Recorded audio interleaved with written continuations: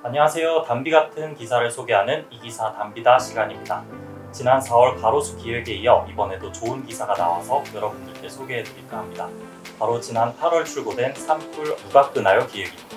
네, 지난해 5월부터 무려 1년 반 동안 산불 분야를 취재한 기자님들이 있다고 하는데요. 산불이 늘어나는 상황, 그 진화 과정이 더뎌지는 이유에 대해서 4편의 기사를 통해 분석했다고 합니다. 담비뉴스 기자들 3분을 모셔봤습니다. 어서오세요. 어서오세요. 네, 모두 나와주셔서 감사합니다.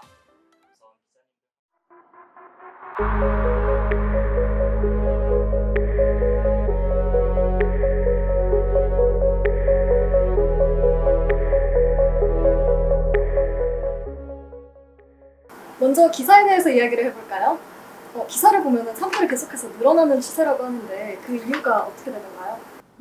일단 대부분의 학자들은 기후위기를 그 원인으로 지목을 하고 있고요. 우선 산불과 관련된 인자에 온도랑 바람 그리고 강수 등이 있는데 그런데 기후위기로 이제 지구의 온도가 올라가면 이제 건조해져서 흙이랑 이제 연료 같은 게 바싹 마르게 되거든요. 그렇게 된 경우에는 이제 작은 불씨에도 이제 금방 번지는 환경이 되기 때문에 이런 원리 때문에 이제 전문가들은 산불이 더 많아지는 이유로 기후위기를 이제 꼽고 있습니다. 한편 이제 기후위기가 원인이 아니라는 과학자들도 있는 걸로 알고 있어요. 네, 아까 말씀하셨던 것처럼 연료가 문제가 되는데 이제 겨울이 되면 나뭇잎이 떨어져서 바짝 마르잖아요. 이게 계속 누적되다 보니까 산불이 나긴 적합한 환경이 되고 있는데 이런 것들은 뭐 기후위기라기보다는 자연적인 현상이니까 그런 점 때문에 산불이 좀 잘 난다라고 말하는 학자들도 있습니다. 네, 이렇게 팀원들이 많이 붙어서 취재에도 품이 되게 많이 들었을 것 같은데 정보 공개 청구도 여러 곳에 하셨다고요. 얼마나 많이 하셨던 건지 궁금해요. 저희 5명 기자가 총 정보 공개 청구한 거를 대략적으로 봤을 때는 한 1000건 정도 한 것 같습니다. 그 헬기 관련해서는 이제 17개 시도에 각각 헬기가 얼마나 출동을 하고 또 몇 시 몇 분에 출동했는지 이런 것들에 대해서 청구를 했었고, 또 소방관들에게도 각 17개 시도 밑에 있는 소방본부한테 또 소방관이 얼마나 출동했고 얼마나 시간이 걸렸는지 이런 것들에 대해서도 했었고, 또 산림청에도 많은 정보를 청구했었습니다. 혹시 하면서 어려웠던 점은 없으셨나요? 그 정보가 아예 없는 경우들, 저희가 이제 분석하고 싶은 내용이 있었어요. 뭐 예를 들어서 그런 게 있었는데 그 시간대별로 산불의 피해 규모가 얼마나 달라졌는지를 좀 파악을 하고 싶었는데 그거를 기록하는 곳도 있고 또 기록하지 않는 지자체도 있어갖고 사실 그 기록이 있으면 정말 좋은 뭔가 자료가 나올 수 있을 것 같았는데 없는 분들이 좀 대부분이어서 그래서 이제 그런 점에서도 좀 어려움을 겪었던 것 같습니다. 그리고 한 가지 더 말하고 싶은 게 있는데, 그 산림청에 정보 공개 청구를 한 적이 있었는데 그 산림청이 준 정보가 정말 엉망진창이었어요. 그래서 이제 그 산림청 밑에서 있는 국유림 관리소에 다 일일이 전화해서 이 정보가 맞는지 이 정보 관리하는 사람한테 다 하나하나 했던 과정이 있었어가지고 네, 그런 점에서도 어려웠던 기억이 있습니다. 혹시 데이터를 정리하는 팁이라든가 그런 거 나눌 수 있는 게 있을까요? 예전에 어떤 책에서 부동산 관련 그 데이터를 다루는데 그 등기부등본을 다 뗐다는 거를 봤어요. 그때는 이해가 안 됐거든요. 요즘 컴퓨터가 이렇게 잘 돼 있는데 왜 이거를 다 인쇄해서 하나 라는 생각이 들었는데 제가 막상 그거를 해보니까 직접 수기로 그 인쇄된 인쇄물에 표시하고 그래서 잘못된 거 고치고 이 방식이 팁이라면 팁일 수 있을 것 같습니다. 물론 좀 오랜 시간이 들긴 하는데 정확성을 높이기 위해선 그만한 방법도 없다고 생각합니다. 지자체랑 산림청이 헬기를 좀 운영하고 있다고 하는데 뭐 운영하는데 문제가 있진 않았나요? 문제라기보다는 전반적으로 늦게 도착한다는 문제가 있었는데 그 이유가 뭐냐면 헬기의 대수가 부족했던 거였어요. 근데 이걸 또 마냥 비판할 수만은 없는 게 올해같이 산불이 안 나면 이건 그냥 유후자산이고 그냥 예산 낭비거든요. 그래서 그들 입장에서도 쉽사리 확충할 수도 없거니와 그 헬기 한 대 비용도 엄청 비싸요. 그리고 물론 산림청에서 지금 노력을 하고 있는데 헬기를 확충하려고 이게 문제가 우리나라에 들어온 그 헬기가 다 러시아제 헬기예요.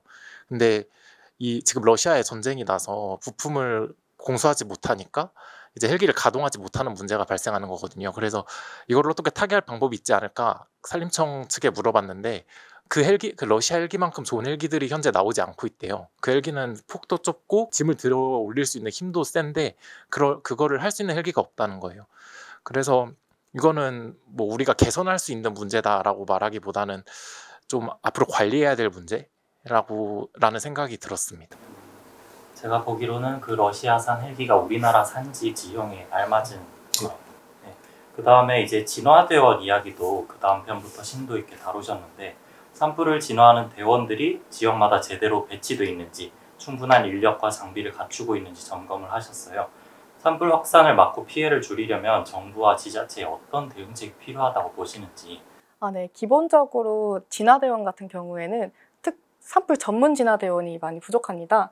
소방관이나 의용 소방대가 있지만 이들은 기본적으로 지원기관에 불과하고 특수진화대원의 전문적인 인원이 많이 필요한 상태이고, 예방진화대원이라는 산불 진화대원이 있지만 이들은 너무 고령인데다가 전문성이 너무 부족해요. 그렇기 때문에 산림청 쪽에서는 이들의 교육 관련한 분야에서 좀 더 지원이 필요하고, 또 관련된 장비를 늘리는 것이 필요하다고 생각하고 있습니다. 그 특수진화대원 같은 경우에는 저희 기사가 나간 뒤로 이제 산림청 쪽에서도 저희 문제에 공감한다고 이제 특수진화대원을 늘리도록 노력하겠다라는 말씀을 해주셔서 앞으로 그런 쪽으로 조금 더 발전하지 않을까 싶습니다.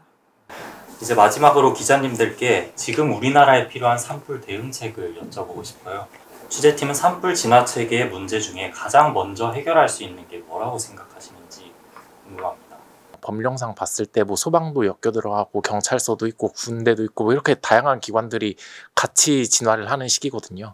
그래서 그런 공조들이 좀 잘 되게끔 현재도 시스템이 마련돼 있지만 그런 것들을 더 강화시켜야 되지 않나라는 생각은 하고 있습니다. 산불 나는 거 보면 다 인재거든요. 대부분 뭐 밭 태우다가 일어나고 담뱃불 버려서 일어나고 뭐 이런 식이에요. 그래서 그 부분들에 대해서 뭔가 캠페인 같은 걸 하는 건 너무 일반적인 그런 답변일 수도 있는데, 그 캠페인 강화하고 뭐 산불 나면은 빨리빨리 그거 포착할 수 있도록 뭐 그런 인력들 좀 늘리고 이런 방안들을 좀 더 강화해야 되지 않나라는 생각이 듭니다.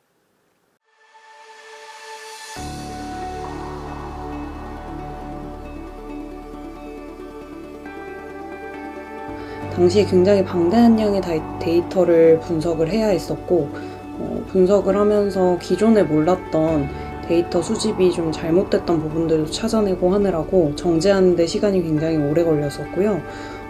분석을 했을 때 예상했던 가설과 좀 달랐었기 때문에 그럼 기사를 어떤 식으로 바꾸어야 하나, 이 데이터에서 어떤 인사이트를 뽑아낼 수 있을까, 그게 제일 고민이 됐던 것 같습니다. 산불 진화 기간이 굉장히 많이 흩어져 있어요. 그래서 이런 인력 자원이나 어떤 지금 보유하고 있는 진화 자원 같은 거를 한눈에 쉽게 파악할 수 있고 그렇게 공유할 수 있는 시스템이 좀 구축돼야 한다는 전문가들의 의견이 있어서요. 기관의 어떤 벽 없이, 높은 벽 없이 좀 자유롭게 공유할 수 있는 시스템이 만들어졌으면 좋겠다. 네, 지금까지 늘어나는 산불과 그 진화 과정에 대해서 저희 기자님들과 함께 이야기를 나눠봤습니다. 앞으로도 여러분들의 훌륭한 기획 기사 기대하겠습니다. 네, 오늘 소개해드린 산불 이야기는 단비뉴스 홈페이지에서 전편을 만나보실 수 있습니다. 기자님들이 더 좋은 기사 많이 써냈다고 하니까 기대해 주셔도 좋을 것 같습니다. 이 기사 단비다 2편 여기서 마치겠습니다. 감사합니다. 감사합니다.